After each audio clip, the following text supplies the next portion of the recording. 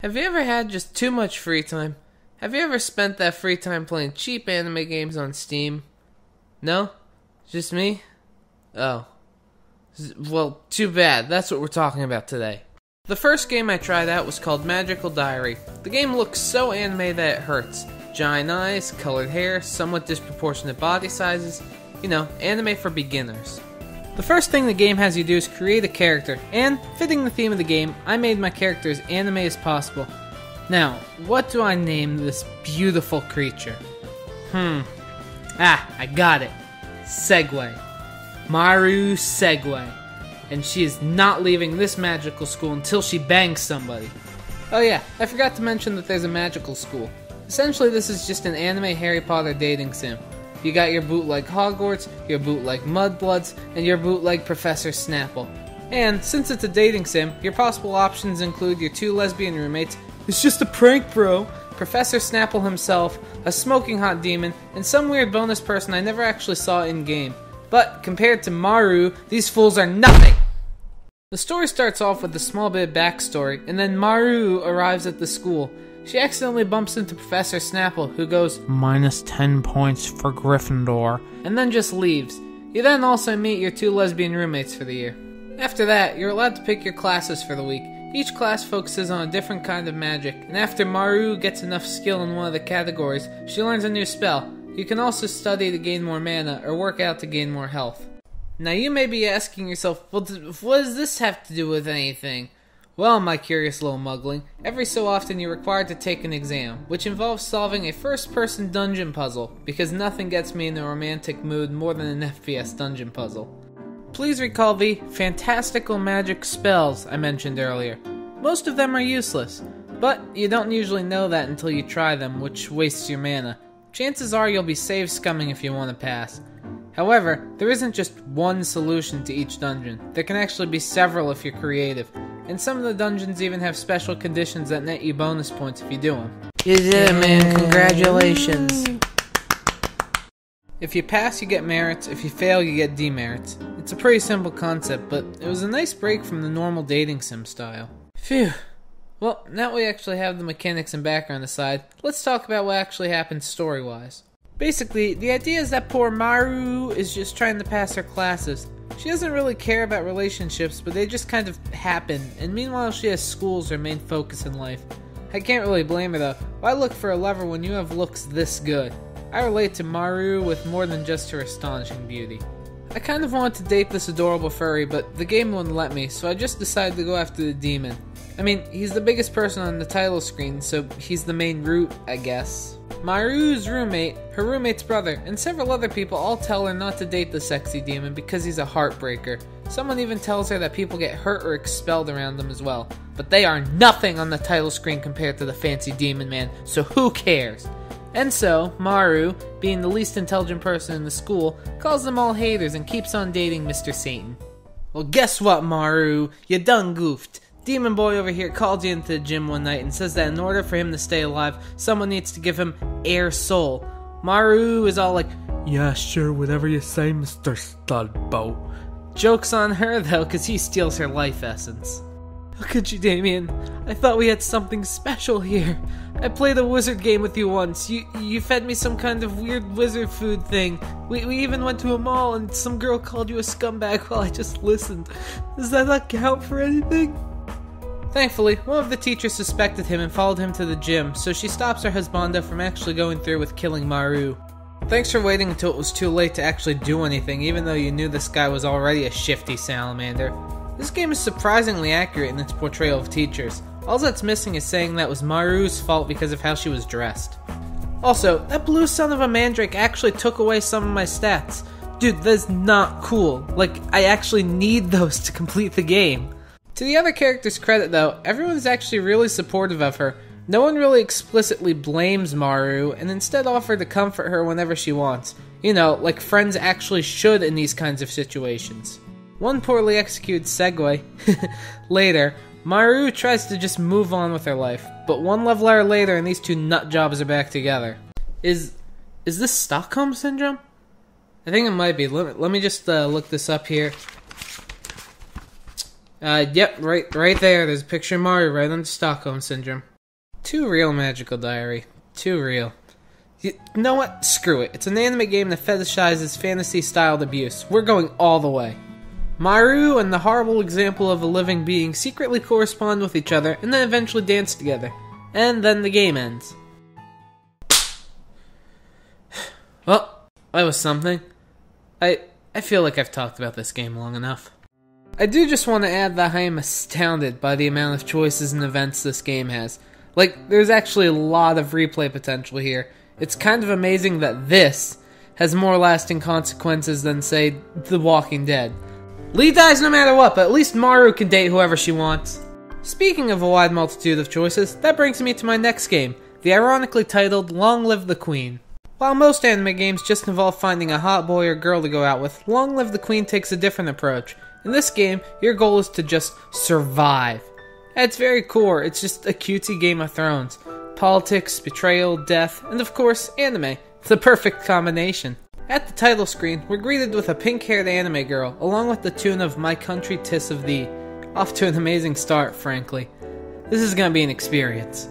You play as Elodie, whose name contains the word die, which also happens to be a hobby of hers. She just lost her mother, the Queen of Nova, and is set to become the new queen in 40 weeks. Unfortunately, every single person in the world is out for her head.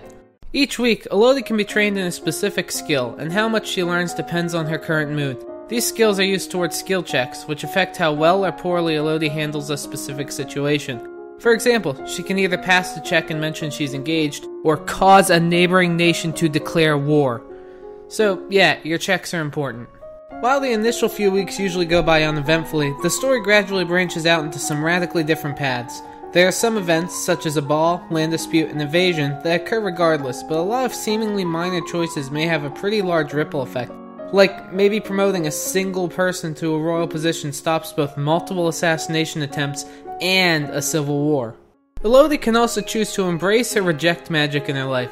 If she chooses to become a lumen, this world's magic users, she has to somehow get a magical crystal from the royal treasury. If she does manage to do it, she yells, "Illuminate!" and then becomes a magical girl. Train enough of her magic skills and you can even get a magical girl costume as well. Like I said earlier, Elodie loves dying. Sure, it's possible to somehow stumble your way through most of the game, but 5 out of the 6 possible outcomes from one of the final main events requires fairly hefty skill checks or a very specific series of events, and you will usually fail and die. A lot. Hey look, there's even a gallery for all the possible deaths you can get. Collect all your untimely death arts, get an achievement, for fun! I failed so many times I just gave up and used a guide to get a ending. No secrets discovered, no special hidden events, just a run where this stupid kid survives. But then I got addicted and wound up getting every achievement in a total game time of 10 hours. The epilogue summary has a pretty wide variety of outcomes. An opposing nation can either fall into chaos, continue its conquest, or become a loyal ally. Magic can become feared, tolerated, or loved. Elodie can marry a guy or find herself a gal pal. Like, seriously, there are so many different marriage outcomes that are all based on who you choose, how evil you are, and how chill you are with your husbando or waifu. On a similar note, some of these people are just plain useless. Powerful sorceress with incredible sword skills, aka the skills you need to defeat another character, she doesn't help in the fight. Duke of a powerful country nearby that just got engaged to you, he doesn't send help. Your dad doesn't let you become a magical girl. Is Elodie just that ugly? Sure, she's nowhere near as attractive as Maruuuuuu, but that's no excuse for her own family not helping her. Anyway, I think that's enough politics for one day. You know, I didn't realize it until I started working on this video, but both these games are made by the same developer, Hanako Games, who, by the way, was nice enough to accept my friend request even though they have no idea who I am. So, time to move away from that developer. Actually, you know what? How about we move away from visual novel games in general? In fact, let's move from Western-made anime games to Western-made vaguely anime games. Oh, this game. This game's a treasure. Samson the Knights of Light is an RPG game made by Addix and Chlorith Studio. At least, according to the Steam page. Because I can't find any info on this game outside of the Steam page. Is it just me, or does the title theme sound really similar to that one song from Ace Attorney Investigations?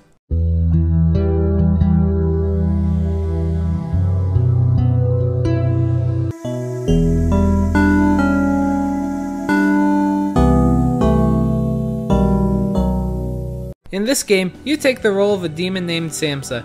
And let me tell you, Samsa is one rude dude. He lives in a shack all by himself in a world where everyone's name is in all caps, and is just a general jerk to the neighbors he willingly moved in near.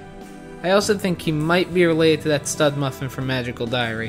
One day, Samsa is visited by his old ally Hector, whom he promptly tells to screw off. He then goes outside to see that another friend of his, the not nearly as attractive as Maruuuuuu Sonia, is holding a tournament and the winner gets to go on a date with her. Then this weird guy has a daydream about the date, which ends with Samsa just punching him in the face. Just like, kapow! I haven't even started playing and I'm already having a good time. When you finally take control of Samsa, you are, to put it simply, completely aimless. What do?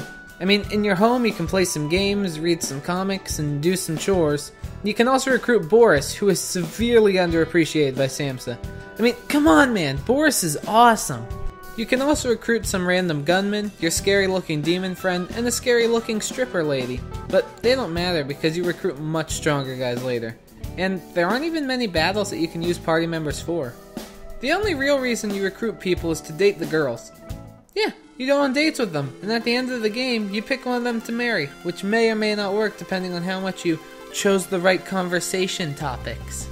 You can also go explore the world map, meeting people like this guy, this fine fellow, and this terrifying gamer girl that you can smex up if you have a high score on the video game. There's even a box-wearing bikini girl who will help you with your romantic pursuits.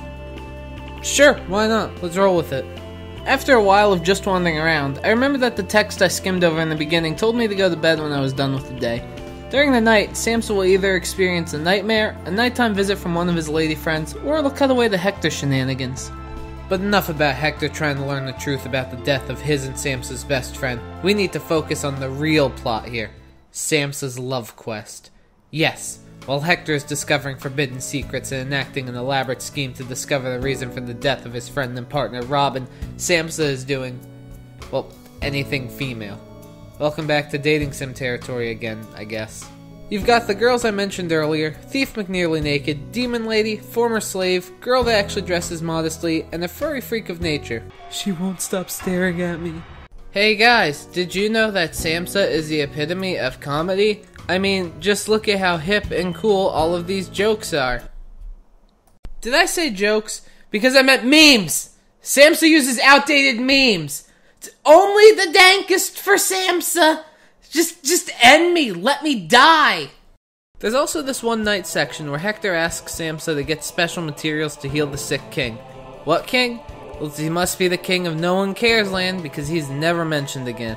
And if it wasn't already clear that a lot of different deviant artists were commissioned to make the characters, it's especially apparent here, where the sprite changes to this hilarious one, and the portraits almost look 3D.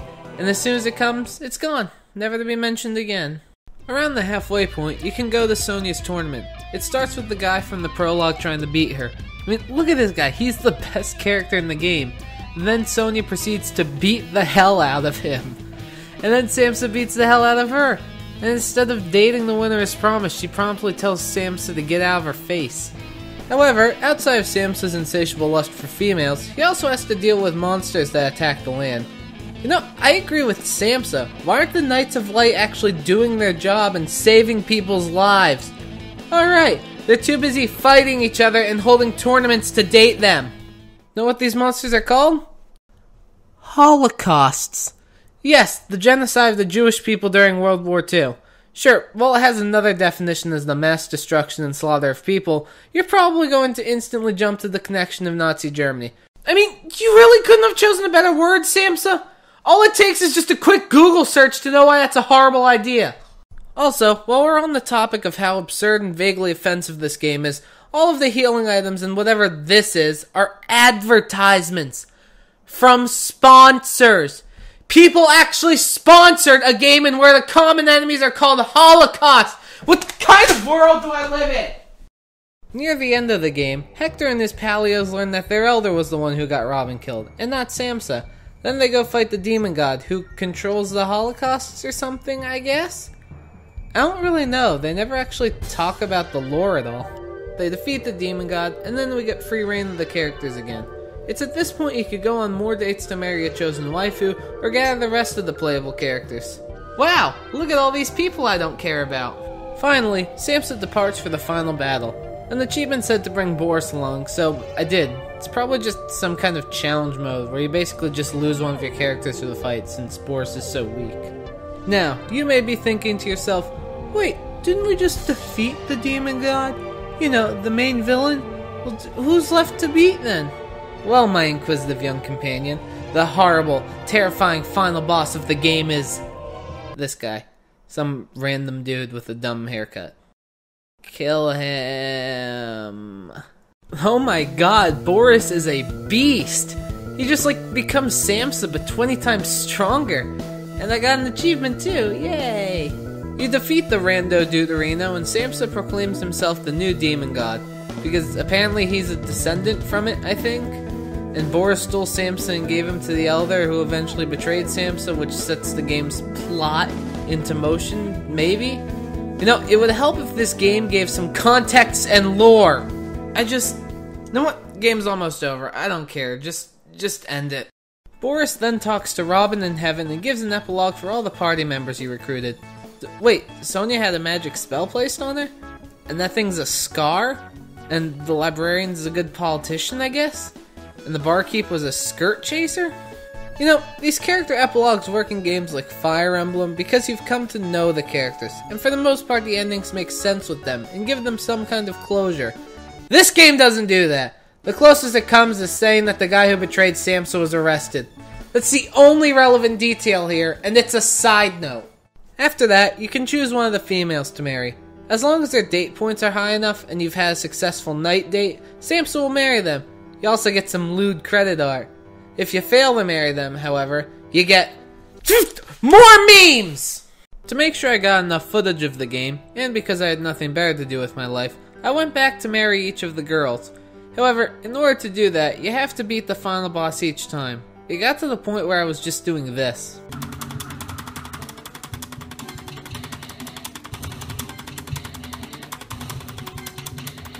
I wish I hadn't done that, however, as very few people seem to get the marriage achievements. And because of this, my rarest achievement showcase on Steam has become nothing but Samsa Girl and Long Live the Queen achievements. Can you guess which showcase I had to take off my profile?